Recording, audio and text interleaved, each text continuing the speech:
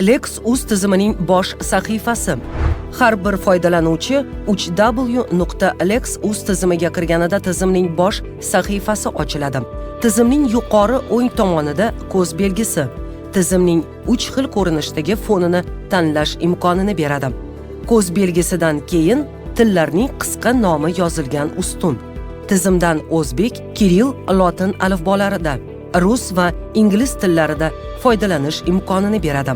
Ushbu belgilardan pastki qismda qiziqarli va qo'shimcha ma'lumotlarni o'zida jamlagan bo'limlar joylashgan. Xususan, rasmiy hujjatlar bo'limida bugun, haftalik, oylik yoki kalendar sanadagi tegishli davr oralig'ini tanlagan holda rasmiy e'lon qilingan hujjatlar ro'yxati bilan tanishib chiqish mumkin. Nashrlar bo'limida normativ-huquqiy hujjatlarni e'lon qilish bo'yicha rasmiy manbalardan biri bo'lgan O'zbekiston Respublikasi qonunchilik hujjatlari to'plamining hamda O'zbekiston Respublikasi xalqaro shartnomalarini o'z ichiga olgan O'zbekiston Respublikasi xalqaro shartnomalari to'plamining elektron shakllari joylashtirib boriladi.